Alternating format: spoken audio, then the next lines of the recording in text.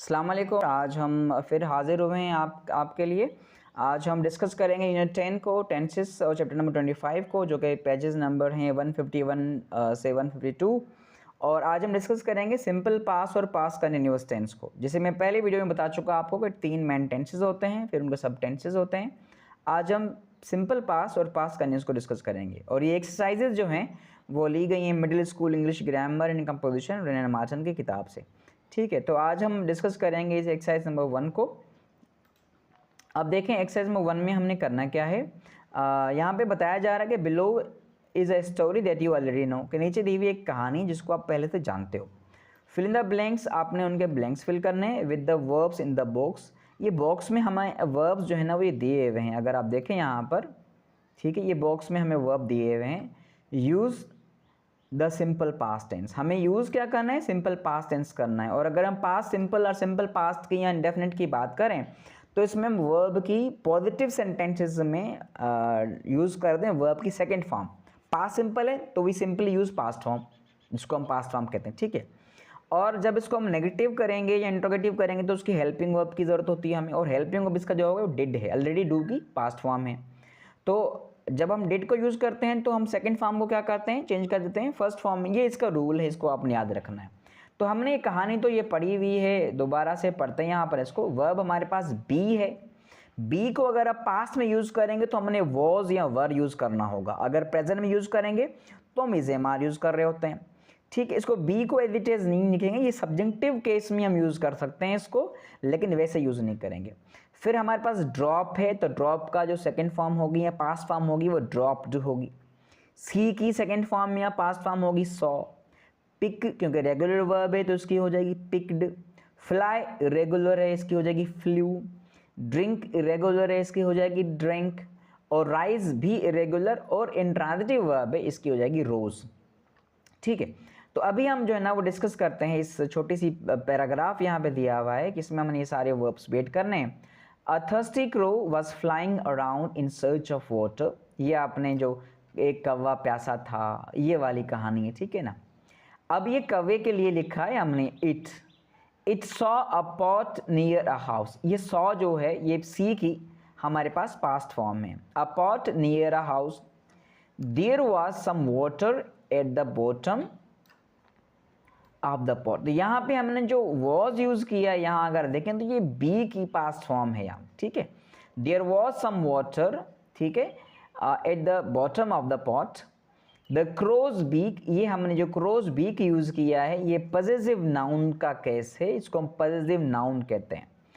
Did not reach, अब देखो अगर यहाँ पे पॉजिटिव होता तो हम लिख the crow's beak reached, but it is negative, so we will use did as helping verb, then we will change second form into the first. So did not reach the bottom, it what did it do, it picked up some small stones and dropped them one by one into the pot। उसने क्या किया, उसने उठाए, picked up, ठीक है, छोटे छोटे stones उठाए और फिर ड्रॉप किए किसमें, उस पॉट में डाले। देन द वाटर रोज, तो यहाँ पर जो रोज है ये रोज गुलाब का फूल नहीं है, वैसे रोज हम गुलाब के फूल को भी कहते हैं ना। ठीक है, यहाँ पर जो है वो रोज जो है वो राइज की सेकेंड फॉर्म में, पास्ट फॉर्म में। ठीक है, और ये इंट्रांजिटिव वर्ब है। ठीक है, ये इसको ऑब्जेक्ट की जरूरत नहीं होती सेंटेंस में अपना सेंस कंप्लीट करने के लिए। The water rose and was near the top of the pot, अब वो ऊपर आ गया पानी।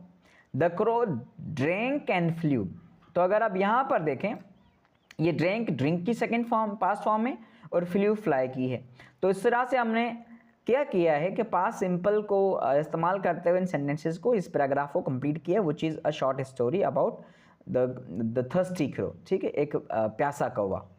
आते हैं अगली एक्सरसाइज पर, आप देखें यहाँ पर एक्सरसाइज नंबर 2, यहाँ लिखा हुआ है एक्सरसाइज नंबर 2 में work in pairs. Again work in pairs वाला सीन है, आप पेयर्स में काम करें।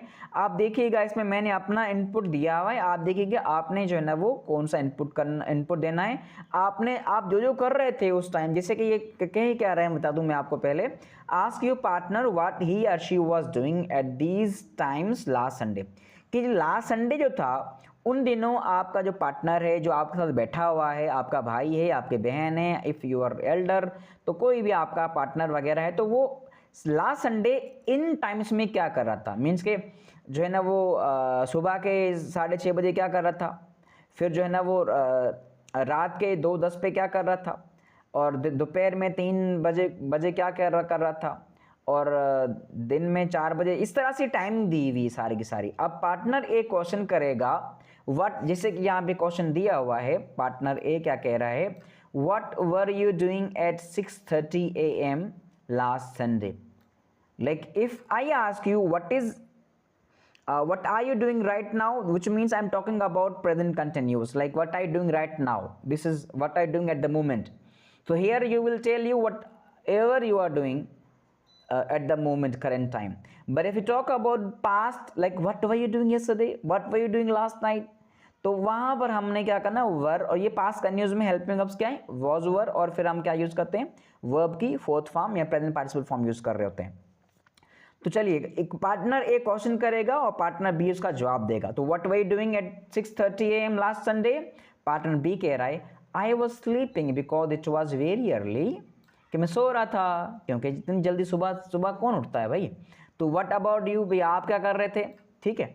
पार्टनर ने कहता है I was waking up and stretching, मैं जो है ना वो जाग रहा था, मतलब उठ रहा था, और फिर मैं स्ट्रेचिंग, जैसे हम कहते हैं ना अंगड़ाइयाँ लेते हैं, तो वो अंगड़ाइयाँ ले सुबह उठ के ले रहा था, ठीक है। पार्टनर बी क्या कह रहा है यहाँ पर, पार्टनर बी फिर कह रहा है what were you doing eight 10 AM, कि तुम जो है ना वो रात जो है ना वो सुबह 10 बजे क्या कर रहे थे, ये पूछ रहा है, ठीक है। ये कह रहा है I was eating breakfast and watching the news, मैं जो है ना वो क्या कर रहा था, ब्रेकफास्ट कर रहा था और जो न्यूज़ देख रहा था। अब तुम्हारी बारी, योर टर्न। पार्टनर भी कहता है I was taking a walk in the park, के एक नाश्ता कर रहा था और एक पार्क में, दूसरा कह रहा है कि मैं तो जो है ना वॉक कर रहा था। फिर पार्टनर ने कहता what were you doing eight 1 PM, तो तुम जो है ना दोपहर को जो है ना 1 बजे क्या कर रहे थे। तो पार्टनर बी कह रहा है I was cooking lunch and you, मैं तो लंच पका रहा था, तो तुम क्या कर रहे थे। तो पार्टनर ए कह रहा है I was chatting with my family, मैं अपनी फैमिली के साथ कचहरी कर रहा था, बातें कर रहा था, ठीक है। उसके बाद आते हैं हम अगले पार्ट पर, what were you doing eight 4 PM, तो अगेन ये क्वेश्चन है इससे ना। तो I was reading a book, how about you, कि मैं तो किताब पढ़ रहा था, तुम क्या कर रहे थे। I was cleaning my room, मैं अपना रूम क्लीन कर रहा था। तो ये डायलॉग्स की तरह लिखा हुआ है, ठीक है। फिर यहाँ पर what were you doing eight 8 PM, तो इस तरह से आप क्वेश्चंस करके इसकी प्रैक्टिसेस करेंगे, और ये प्रैक्टिसेस करने से ही आपको जो है ना वो इंग्लिश आएगी, and then you will be able to speak in that language ना। Otherwise if you know grammar and if you are not able to converse it, so you will not be able to speak any word. तो practices are very important, like practices will not make you perfect but they will help you improve। वो आपको perfect नहीं बना सकती practices, but आप में improvement बहुत आएगी, so keep practicing। हाँ, so here we have for the next part, I was watching a movie and you, कि मैं तो 8 बजे रात को टीवी देख रहा था, मूवी देख रहा था। तो दूसरा कह रहा है I was playing video games, मैं तो वीडियो गेम्स देख रहा था, ठीक है। उसके बाद हमारे पास फिर जहाँ पर पार्टनर जो है ना बी कह रहा है what were you doing eight 10:30, रात 10 बजे क्या कर रहे थे। I was brushing my teeth before bed, के हम जो है ना अब योर टर्न है, क्योंकि मैं जो है ना सोने से पहले अपने दांतों को ब्रश कर रहा था। पार्टनर भी कह रहा है I was sleeping already, I was tired, के मैं इतने बजे तो मैं कब का सो चुका था और मैं थका हुआ था। इस तरह से हमने जो है ना इसकी एक्सरसाइज को कंप्लीट कर लिया है। अब आते हैं एक्सरसाइज नंबर 3 पे। अगर आप देखें तो ये भी अगेन हमारे पास जो है वो एक्सरसाइज 3 है, put the verbs in brackets into simple past और पास्ट कंटिन्यूअस। तो हमने क्या करना है कि सिंपल पास्ट और पास्ट कंटिन्यूअस दोनों को इस्तेमाल करना है। Use both tenses in each sentence, हर एक में दोनों टेंसेज यूज होते हैं। अब ये कम्प्लेक्स सेंटेंस होता है। अब इसमें क्या होता है, इसमें एक काम हो रहा होता है पास में, दूसरा उसको इंटरप्ट करता है। जैसे मैं अगर कहूँ, अगर मुझे कोई यहाँ से बुलाने आ जाए, ठीक है, तो मैं कहूँगा जब मैं आप लोगों को पढ़ा रहा था ना, तो मुझे किसी ने बुला लिया, मैं पढ़ा रहा था, that was continue and somebody came and called me. अब जो हम कंटिन्यू काम होगा, जो कंटिन्यू हो रहा होगा, उसको हम पास्ट कंटिन्यूअस में लिखेंगे। जो इंटरप्ट करेगा वो क्या करेंगे, उसको हम पास्ट सिंपल में लिखेंगे। जैसे मैं अगर कहूँ कि जो है ना वो, जब बच्चे खेल रहे थे बारिश शुरू हो गई। अब बच्चे खेल रहे थे, दैट वाज कंटिन्यू, वो कंटिन्यू एक्शन था, और बारिश अचानक शुरू, इंटरप्ट किया बारिश ने। तो जो इंटरप्ट करेगा that will be done in past simple, and what ever is continue, जो कंटिन्यू होगा उसके लिए क्या यूज़ करेंगे हम, पास्ट कंटिन्यूस करेंगे हम। तो यहाँ पर ये लिखा हुआ है यहाँ पर it was raining when we came out, कि बारिश हो रही थी और जब हम बाहर आए, जब बाहर आए तो बारिश हो रही थी, बारिश शुरू थी, कंटिन्यू थी, और हम उस वक्त बाहर आए थे। उसके बाद है she cut her finger while she was piling potatoes, कि यहाँ पे हमने ब्लू में लिख दी आपके लिए कि जब वो पोटैटोज को छील रही थी, पील ऑफ कर रही थी, तो उसने अपनी उंगली काट ली। तो एक काम कंटिन्यू था छीलने वाला, और उंगली अचानक कटी, तो ये इंटरप्ट किया उसका हमने एक्शन ने। I was having a shower, कि मैं नहा रहा था, व्हेन द फोन रिंग, जब फ़ोन बजा। ये रिंग जो है यहाँ पर रिंग की पास फॉर्म है, तो एक पास कंटिन्यूअस और एक हम लिख रहे हैं पास सिंपल में। ऐसे सेंटेंसेस को हम कॉम्प्लेक्स सेंटेंसेस कहते हैं, जिसमें एक हमारा मेन क्लोज इंडिपेंडेंट क्लोज होता है और एक हमारा सबऑर्डिनेट क्लोज या डिपेंडेंट क्लोज होता है। उसके बाद नंबर 4 पे अगर आप देखें यहाँ पर, he bit his finger when he was having lunch, जब वो खाना खा रहा था तो उसकी उंगली जो है ना उसको उसने काट लिया दांतों से, मतलब दांत में आ गई। तो ये बाइट की सेकेंड फॉर्म है, ठीक है ना। We were going down in the lift when suddenly it stopped, हम लिफ्ट में जा रहे थे और अचानक वो रुक गई। तो ये वर गोइंग कंटिन्यू हो रहा था और इसने इंटरप्ट किया, ठीक है। उसके बाद we were coming home from school when it started to rain, हम स्कूल से घर आ रहे थे जब बारिश शुरू हो गई। तो एक जो कंटिन्यू होगा पास कंटिन्यूस में लिखेंगे वॉज वर और फोर्थ फॉर्म के साथ, और जो इंटरप्ट करेगा उसको आप किस में लिखेंगे, उसको लिखेंगे आप पास सिंपल में। I was watching a movie when the bell rang, अब मैं एक मूवी देख रहा था और साथ में जो ना वो देखा कि किसी ने डोर बेल बजा दी, प्रिंग पोंग, तो वो इंटरप्ट हुआ बीच में, एक काम हो रहा था दूसरे ने इंटरप्ट किया। She was eating lunch when I came, मैं जब घर आया तो वो खाना खा रही थी, लंच कर रही थी। तो इस तरह से इसकी ये एक्सरसाइज भी कंप्लीट हुई चाहती है। हमने इसकी भी तीनों एक्सरसाइज को डिस्कस कर लिया है। ये जो है ना वो चैप्टर इतना ही था, इसमें 3 एक्सरसाइज ही थी, पास्ट सिंपल और पास्ट कंटिन्यूस की।